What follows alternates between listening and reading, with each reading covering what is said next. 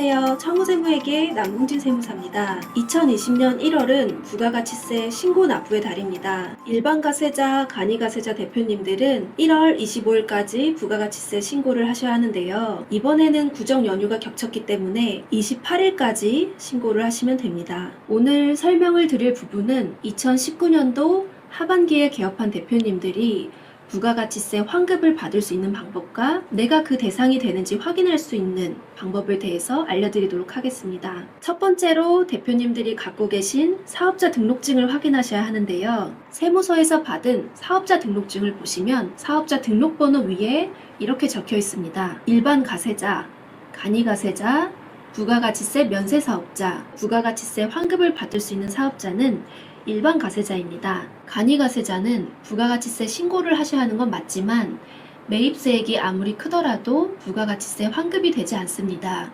부가가치세 면세사업자는 부가세 신고 납부 의무 자체가 없습니다. 이분들은 2월 10일까지 면세사업장 현황 신고를 통해서 매입과 매출에 대해서 증빙 내역을 제출하셔야 합니다. 내가 일반 가세자인 것을 확인하셨다면 7월 1일부터 12월 31일까지 매출보다 매입세액이 더 많은 경우에만 환급이 이뤄집니다. 아무리 초기 투자를 많이 하셨다고 하더라도 매출이 그 이상으로 많다면 부가가치세 환급은 이루어질 수 없습니다. 세 번째, 내가 지출한 비용에 대해서 모든 것이 공제가 되는 것은 아니고요. 특수한 증빙이 필요합니다. 증빙이란 건 증명할 수 있는 서류를 얘기하는 건데요. 이것을 적격 증빙이라고 합니다. 적격 증빙에는 세 가지가 있는데요. 첫 번째로 세금 계산서, 그리고 카드 매출 전표, 세 번째로 현금 영수증, 이렇게 세 가지를 명시하고 있습니다. 내가 사업에 관련해서 돈을 지출한다고 하더라도 세금 계산서,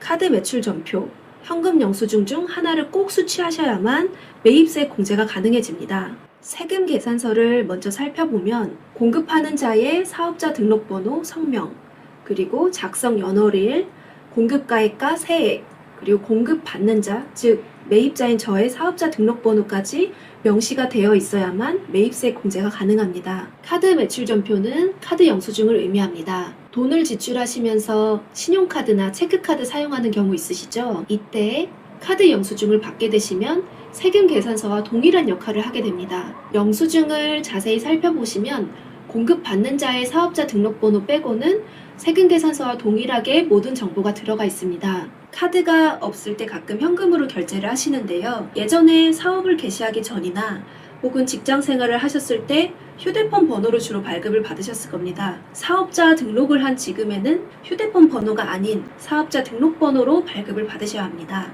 네 번째, 환급은 1월 25일 부가가치세 신고 이후에 30일 이내로 대표님의 사업용 계좌로 환급이 되는데요. 만약에 인테리어, 비품, 혹은 자동차 등 고정자산을 구입한 경우에는 이보다 빠른 15일 이내로 부가가치세 환급이 이뤄집니다. 부가가치세 신고를 도와드리다 보면은 대표님들께서 쉽게 하는 실수라든지 자주 하는 질문들이 있습니다. 제가 인테리어를 2억 원에 했는데요.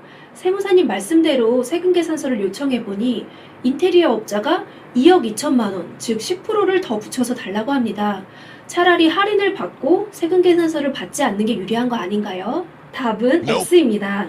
대표님들은 2억 2천만 원을 주고서라도 세금 계산서를 꼭 받으셔야 합니다. 2천만 원은 부가가치세 신고 시에 그대로 돌려받을 수 있는 금액입니다. 만약에 지금 2천만 원이 아까워서 대표님께서 세금 계산서를 발급받지 않고 공제도 안 하면은 괜찮지 않냐라고 질문을 주시는데 이러한 경우에 내가 실제 지출한 2억에 대해서도 비용 인정이 어렵습니다. 따라서 2천만 원을 더 주고라도 세금 계산서를 꼭 받으셔야 합니다. 매월 가계월세를 지급하고 있는데 세금 계산서를 못 받고 있습니다. 어떻게 해야 될까요? 사업장의 건물주가 간이가세자인 경우에는 세금 계산서를 받을 수가 없습니다. 이 경우는 세금 계산서를 받지 못하는 게 맞는 상황이고 대표님께서는 부가가치세 공제를 받을 수는 없지만 종합소득세 신고 시에 송금 확인증을 통해서 필요경비로 인정이 가능합니다. 월세는 세금 계산서를 받고 있는데 보증금에 대해서도 세금 계산서가 가능한가요? 임차 보증금은 내가 임차가 종료한 경우에 그대로 돌려받는 금액입니다. 내가 돌려받는 금액이기 때문에 세금계산서 교부도 당연히 하지 않는 게 맞고요. 당연히 경비 인정도 되지 않습니다. 직원에게 급여를 준 것까지 하면 나는 적자인데 왜 부가세를 내야 하나요? 부가세는 앞서 말씀드린 대로 사업자와 거래를 하면서 세금계산서, 현금 영수증, 카드 매출 전표를 받은 경우에만 공제가 가능합니다. 직원들에게 주는 급여에는 부가가치세가 포함되어 있지 않기 때문에 당연히 공제를 받을 수가 없습니다. 4대 보험 가입을 하고 적법하게 세무서에 인건비 신고를 한 경우에는 종합소득세 비용으로 인정이 가능합니다. 사업 초기에 급해서 직원 명의나 가족 명의의 카드로 물품을 구매했어요. 이런 경우에 공제가 되지 않나요? 공제가 가능합니다. 불가피한 사유로 가족 명의 또는 종업원 명의 카드를 사용하셨다고 하더라도 신용카드 매출 전표를 받았다면 매입세액 공제 받을 수 있습니다. 사업자 등록하기 전에 지출한 비용이 있습니다. 이건 인정받을 수가 있나요?